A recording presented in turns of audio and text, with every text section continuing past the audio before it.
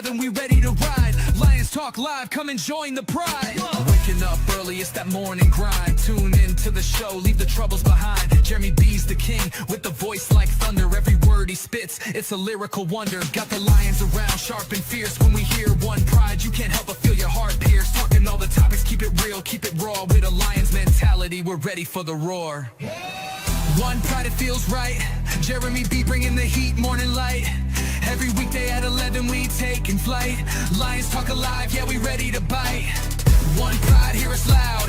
Jeremy's in the zone, making us proud. This is a Huddle Sports Network broadcast. You can find us on Roku TV, Amazon Fire TV, Facebook, and of course YouTube. Get all your NFL news here first. Good evening. It is the Lions Fan Cave Chat. I am your host, Smokin' Jeremy B. I got the villain, Keegan Eckerd, with us. How's everyone doing tonight? Austin is wrapping up his date night with his wife, so I think that's an excusable reason to be late. Just this once, though. Damn it. But other than that, it's been really quiet for news, other than the fact we learned that TA returned to practice after his day off on Thursday, and he is not going to be playing this week. He will be playing after the bye. Is his target date? Yeah, smart by Dan, and we are dealing with a lot of injuries right now, and at this point, might as well we are going up against a tough Tampa team, but Ricky. But a loss of Tampa is not bad. If we were to shut with the injuries that Tampa has on offense, I don't think our secondary injuries and the suspension of Branch is as bad as everybody's making it out. But here you go, Ricky. This one's for you. Yeah, he can get no shouldery with it. Yeah, well, I was saying that it's okay. It's okay if we were to shut down some guys, because at this point, this game could go 50-50. Because we did sign Jamie Robinson from a practice squad, so he goes straight to the active roster, at least for the first 4 weeks, if I remember how that works when you sign up with somebody's practice squad, correct? Yep. And with Reed, is unsure if he'll be back by Minnesota or not. It gives us somebody with some experience, even though it's only a couple of years. It's better than nothing. But we also signed Kendall Fuller, who has 8 years experience, averaging 2 interceptions per year in his career. 30 years old, so he's at the back end of his career.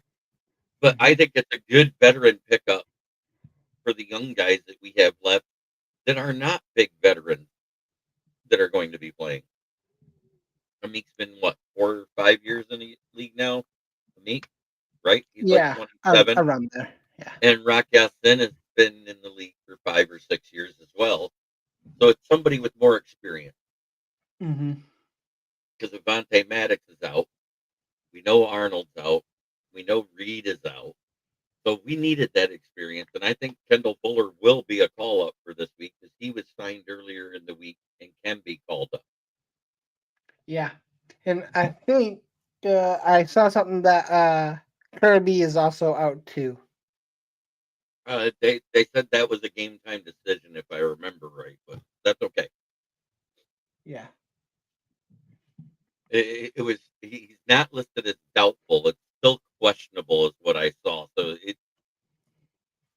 we got till Monday. There's another day of practice yet. Day of practice yet, and that's what a lot of people don't forget. Tuesday wasn't a practice day because we have a Monday night game after playing Sunday night. So the first day of practice was Wednesday, Thursday. This is day 3. Tomorrow's day 4, and then a day off before the game. Mm-hmm.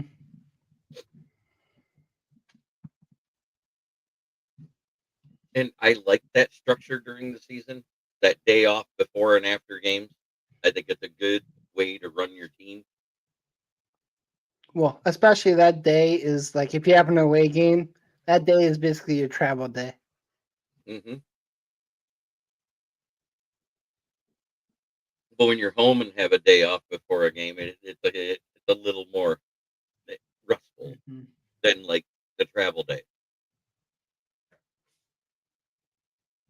Brian Branch, we heard that Jordy Nelson denied his application for appeal.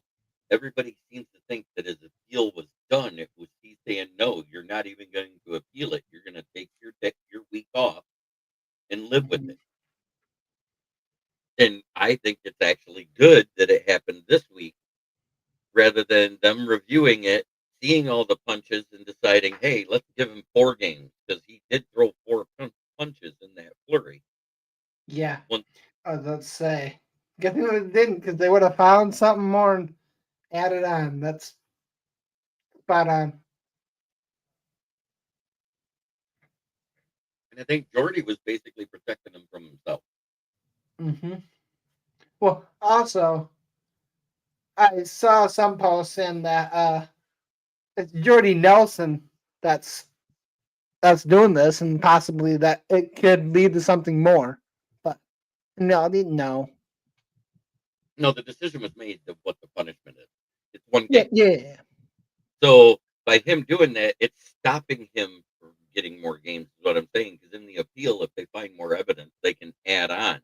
But if they don't do an appeal at all, they don't do that. Yeah, no, I've just seen Facebook posts of saying that Jordy Nelson Jordy Nelson was kind of in charge, and that could be what was it? Could be personal between Jordy Nelson and the Lions, but I doubt it. No, I think it's more along the lines of what I said. Basically, he's protecting him from himself. Yeah. Yep.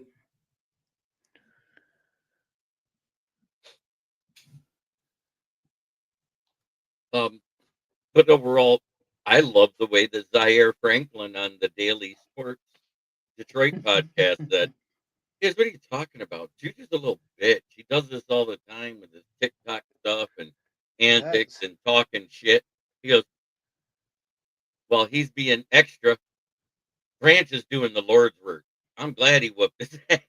And I thought that was hilarious. I'm sorry. When you got a guy that's in the league right now, a veteran, saying that about another player from another team and saying Branch is doing the Lord's work, it's hilarious. It is. Well, especially because everyone right now in the NFL, except for Chiefs fans, are basically like uh Chiefs. We don't like the Chiefs.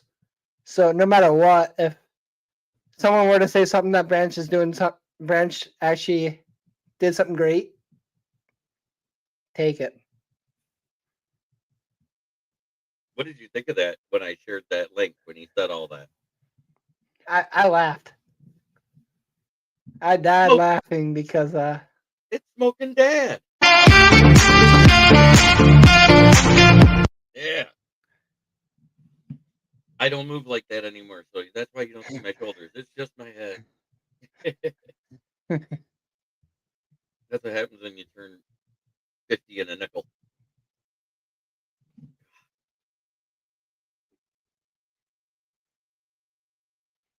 Monday Night Football, the 20th. I'm going to go to Hamlin's Pub and sit there with Steve Bauer, one of my good nice. buddies that's been a fan of the show forever. Nice. I don't know what I'm doing yet, but probably just chillaxing and watching some Lions. Oh, yeah. I plan on watching the Lions. And we're the early game out of the two, right? We're the ones that Yeah. start at 7. I think it's 8 o'clock, and then there's another game on like at 8:30. Yeah. It's ridiculous. Yeah. I think we're on ABC and the other one's on ESPN. Mm-hmm. And then then on like ESPN2 there'll be a Peyton Cast or whatever it is. Yep.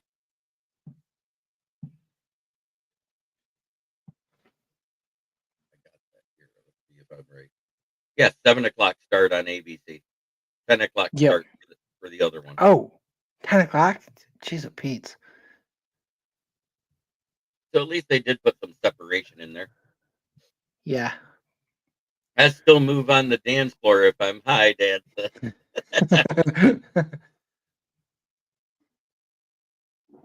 Man, I'm just looking forward to watching better football overall than what we saw on Sunday. And I think that Mhm. first illegal motion penalty just took the wind out of the offensive sails, and they never recovered. Yeah, well, like I was saying this earlier to a buddy of mine, Sam. That was the actual the right call because Goff was kind of still in motion, and it just basically we thought we had it, and it just basically Well, one of the other rules analysts on ESPN said today that Goff was never truly under center because he was off to the side. He wasn't directly behind.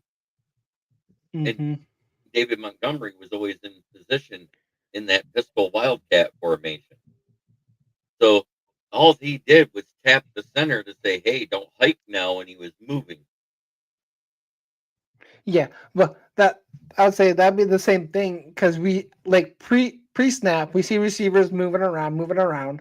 Yeah, Goff can do that, but once they're ready to hike that ball, Goff has to come to a complete set. If he And was I don't set as think a, he. but the problem is the ruling. He was supposed to be under center for that rule to count. Oh. Nice. Thank you, Ken Bear fan. Oh, congratulations, Patty. Glad you're getting that done. Congrats, Patty.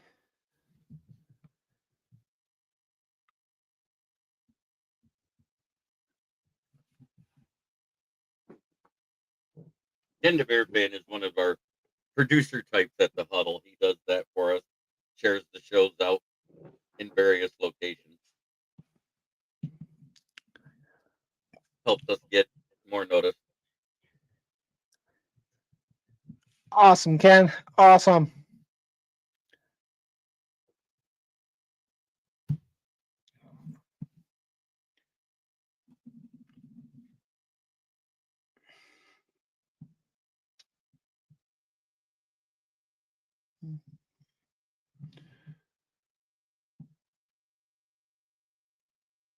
Other than that, it's been an uneventful week. Mm-hmm. The news comes out nice and slow so we can keep up with it.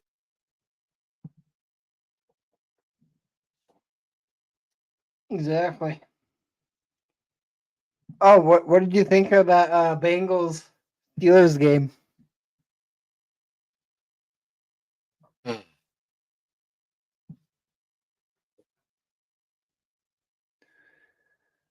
What I think Joe Flacco proved he's not better than Aaron Rodgers. That it wasn't him that was the problem with the Browns Mm-hmm. because he looked damn good out there with some actual receivers that could catch the ball And and an O line that almost yeah, blocked. I don't know where that came from for the Bengals, but it also made me question.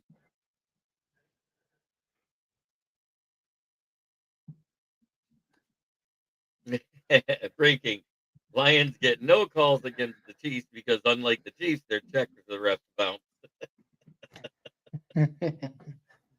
But what I'm saying is, the one rules analyst says if you actually watch, he was never quite under center, which means he was not in the quarterback's position.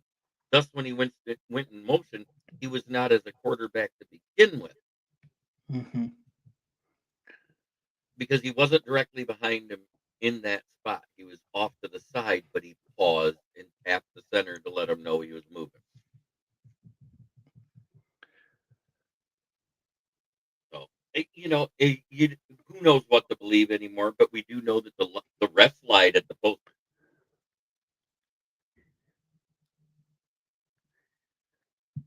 He didn't know the offensive for the Cincinnati just winged it and won. Yeah, probably. Paul Jones.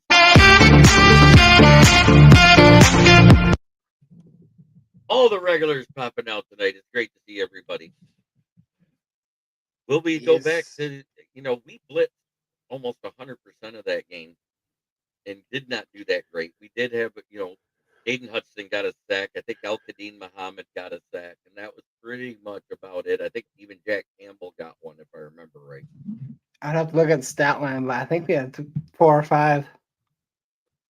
But it wasn't anything of abundance, is what I'm getting at. It was Yeah. so sporadic and so and that O line hadn't protected Mahomes like that all season.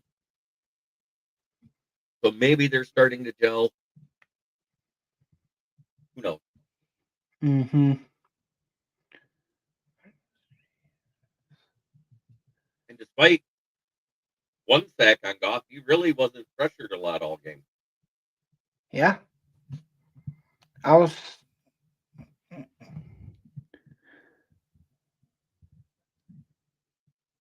But they don't tell you that in 4 years or less, you will have to go back and have the eye that had surgery is going to start getting cloudy again, and you will have to have the lens screen. Oh, did not know that. Yeah, I was kind of surprised Chiefs didn't try.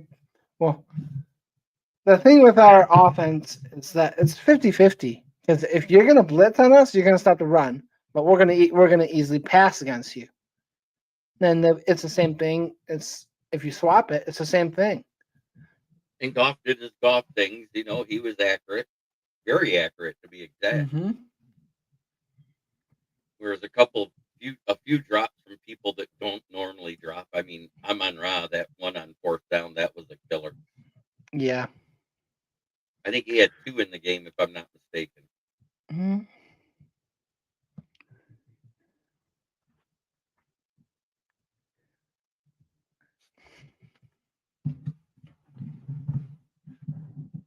So do we get back to normal? Do we get back to where we got one guy doing over 100 yards and the other guy doing 50 to 60 and all of that stuff? Is that what we're going to see this Sunday? Because that's a very stout Bucks defense, but they're also missing one of their corners, not the younger one. Zion McCullum is playing, the other one's out, but Levante David is out, and that's huge in their Oof. run defense.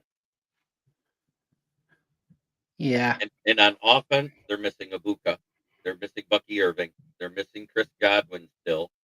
Mm-hmm. Mike Evans did not participate today for the Bucks, and his availability is in question this week. And then their left guard, their right guard, and right tackle is out. And It's worse. their center is questionable. So that means he might play, he might not, because we've seen questionable people. No, you're not playing. Was worse on the report? No, Wirfs is the He's only the one one. that's He's the one. healthy. He's the Oh. left tackle. He's good. Okay, line up Porch against the right tackle. Get some sacks. Yeah, and K. Dotton is there, of course. He is a really good tight end. They have Otten, but he's too inconsistent. He's a fantasy point monger He because is. he catches everything thrown his way. Yinder, all right, it's Robbie DeFeo. How's it going?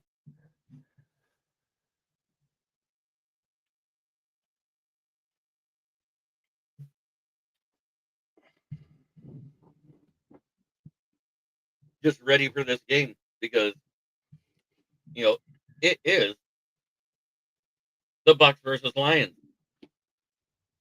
Mm-hmm. and I don't know if we have any Cleveland Browns fans watching out there, but yesterday we had a rock guitarist legend, Ace Frehley, pass away. Yeah, TA practiced today, but he's not playing. Yep. Robbie DeFeo, I hate football after last night.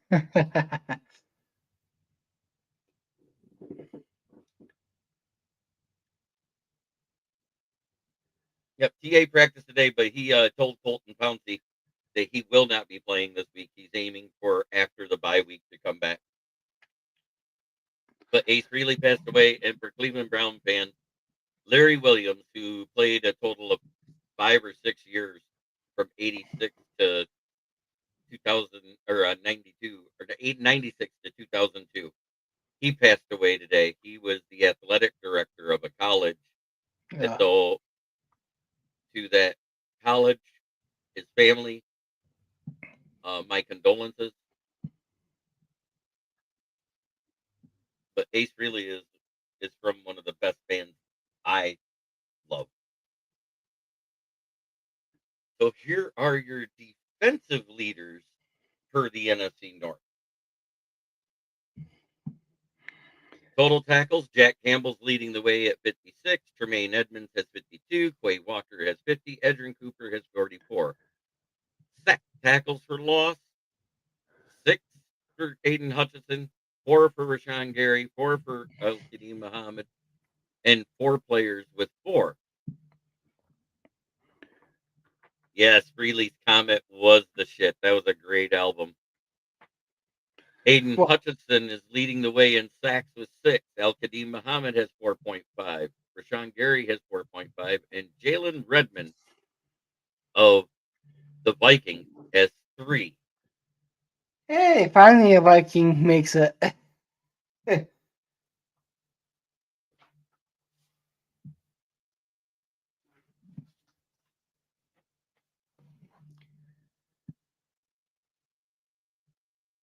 Steve, doctor of football thugonomics, word life. I drew an awesome picture of your Ace Freely. That's awesome. But passes defended. Keyshawn Nixon of the Packers leads the way with 9. Tariq Stevenson with 5. Brian Branch with 5. And 4 Lions players have 4. And guess who's in that 4 to have 4 passes defended this year? One, Mr. Terrion Arnold. Yep. Total interceptions. 3 by Kirby Joseph. 3 by Kevin Byard. 2 by Tremaine Edwards. And 10 players with 1.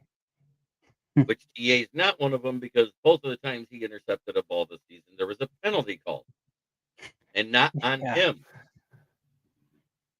Yep.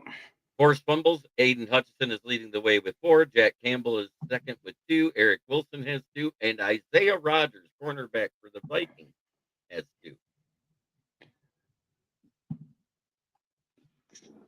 So on that list is Muhammad. Like no one was expecting him to make a jump like that.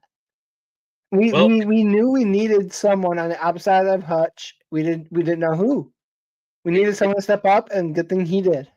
Right, because Hassanin is still dealing with his injury. He has not been brought back to the active roster yet because of that whole medical waiver as a rookie thing rule. He gets to come back here first. So whether that's this week, the bye week, or the week after that, we don't know, but we've heard it's coming soon because he did not require surgery.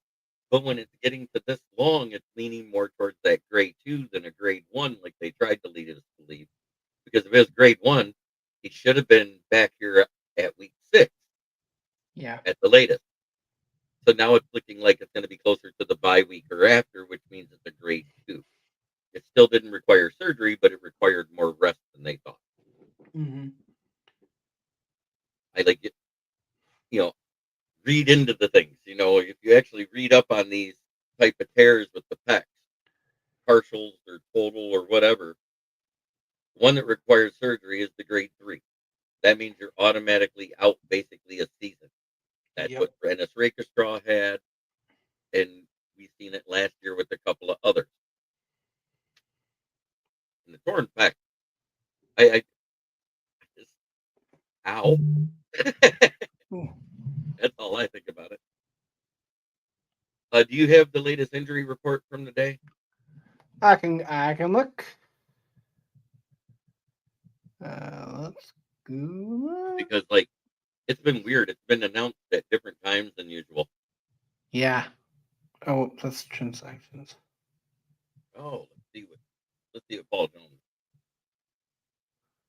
All right, Friday. Kirby did not practice.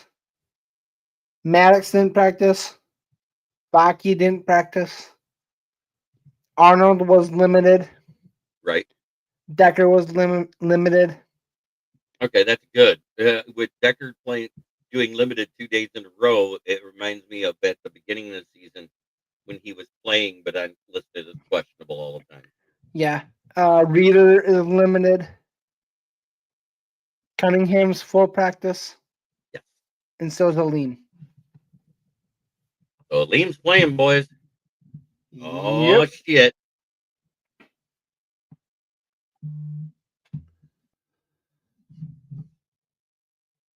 Yeah, Ken the Bear fan. Well, heck, left band tackling too, because you might hurt a player. Yeah, I know. It's coming to that. It's coming to that because we've all talked about the different times with different teams that have played against players like Mahomes and Brady and Aaron Rodgers back in the day. How it seemed like if you didn't set them down with a blanket milk and cookies with a pillow under their head, that you got a penalty. Kirk Hmm. Cousins got to be that way for a while in Minnesota in certain games. So let's not pretend like it's just the elite. It's the ones that are considered very good and the franchise quarterback of the teams they played for. Why? Because owners are protecting their money. Yep. I understand that don't hit them at the shoulders or above. CTE, the shoulder tears and dislocations that have hurt players in the past, they are becoming less and less for the quarterback. And I like that. Hmm.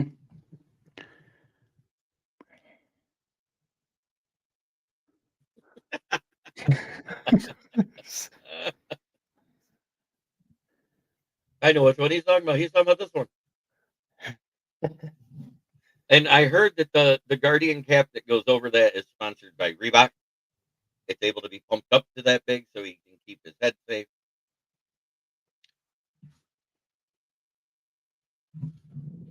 Oh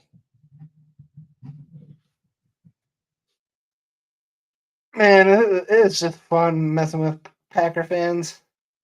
But it's fun, but at the same time, it's frustrating because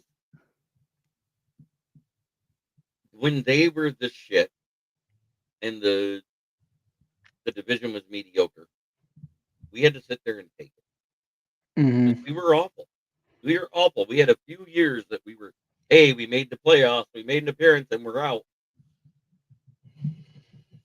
It's nice to be talked about as a possible contender, and I don't care what anybody says. And as long as you're in the top 10 of power rankings, you're considered a contender, Yeah. no matter how much they want to brag about this and that and the other. But that tie still may come back to bite us in the ass later Hmm. because we have more wins, but we're in second place. Proof in the pudding. Yeah. Well, also the fact that the Packers tied to Dallas, that could bite them in the butt too when it comes to It, playoff. no, because it counts as a half a win, is what I'm saying. It does Oh, it count as does. a half a win. Oh. Yes, Okay. it doesn't count as a loss. Oh. It's a half a win. It, but if we went with a point structure rather than just counting wins and losses, like the NHL does, Hmm. 2 points for a win, 1 time for an overtime, 1 point for an overtime loss, 1 point for a tie, it would be different. But we're not there yet. Yep.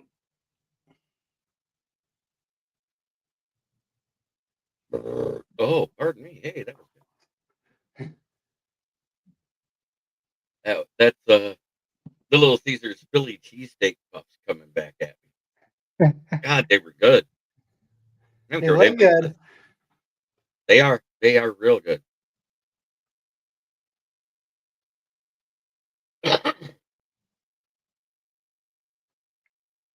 I still think the original pepperoni ones are the best that they came out with. Hmm. But if you want to change a pace and something different, it is. And it's good.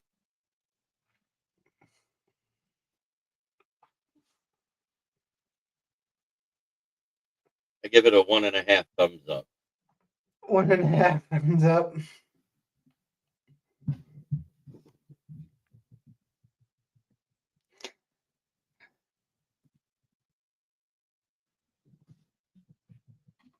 But we're 30 minutes in and it doesn't look like we're going to get Austin.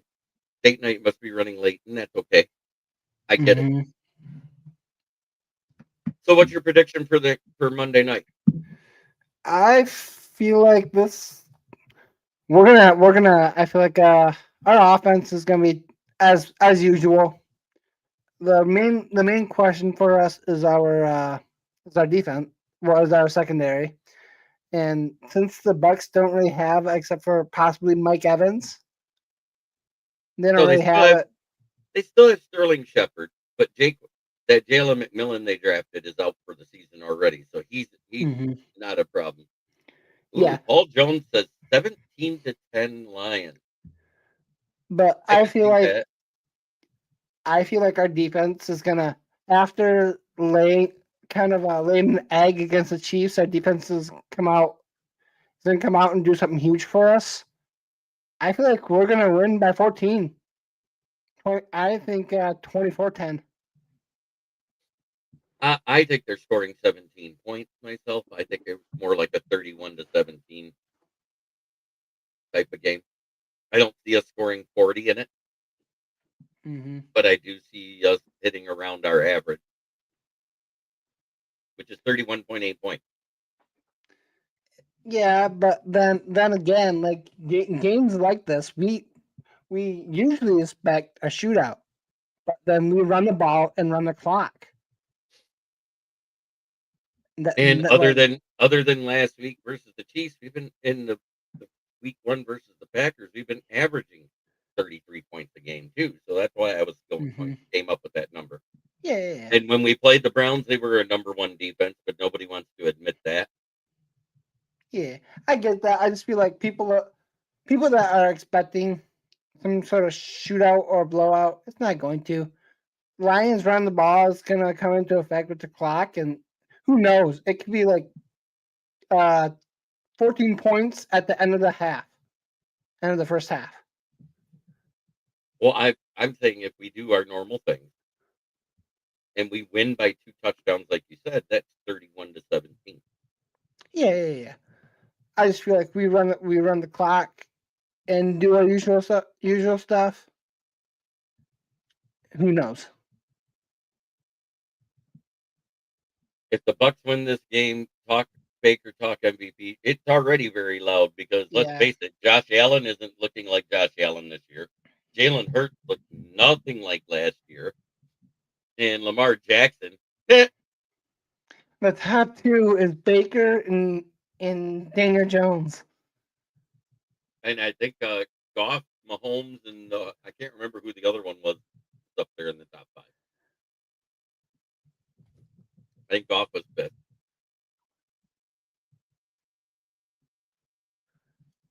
But they're missing their biggest run defender in the Mm-hmm. middle, and the guy that covers the tight ends in Levante David is why I said that he's out. I think that's a huge, huge blow to that defense. That would be like us missing Alex Anzalone and Jack Campbell in the same game, the way they play. Yeah.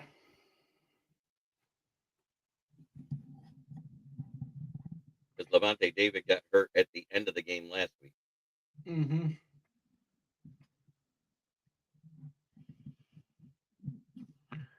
What was there? And we're home. We're home. Yeah.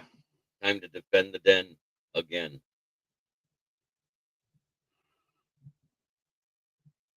Oh, that's nice. What's that? I was looking at Tampa's. Oh wait, no. I was looking at Tampa's injury report for today. Is Yeah. Zion McCollum full practice? Benjamin Morrison full practice? And Riley Dixon, their punter, full practice. And then a whole bunch of outs. Yeah. Yep. And I saw that Washington Commanders brought in Traylon Burks for a tryout this week too. I feel like when was that? Monday or Tuesday? That was Wednesday they brought him in. Wednesday. Okay. But Yeah, I'd say. look at that injury report they had Wednesday. Out. Mm-hmm. I was about to say if they brought him in Wednesday, if they were in big need for a receiver, they would have already signed him. Mm-hmm. but they're not really in a big need. So they might sign. They might, depending on how he does in his tryout, they might kick him or sign him after this week. So the Eagles are playing Minnesota.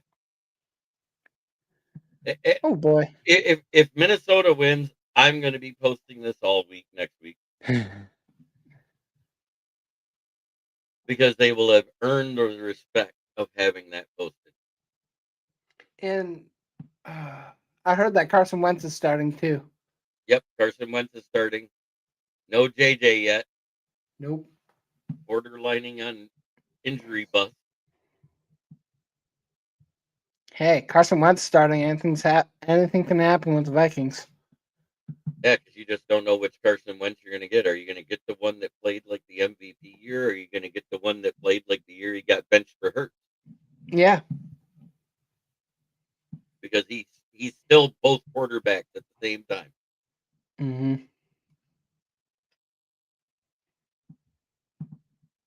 That being said, that's pretty much it for the Lions Fan Cave chat. Thank you, Keegan, for coming in. And as always, we are going to be wearing the midnight black.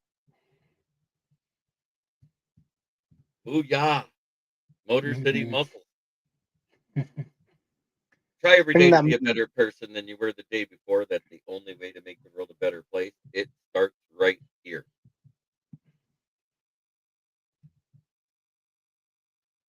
Ginger Jesus 2. They called roughing too high and too low against Jaden Daniels last week. What are we supposed to do? Hit him in the dick? Yes. Yes. That's legal. You could put the crown of the helmet right there. Crush that cup. Have a great night, everybody, and go Lions.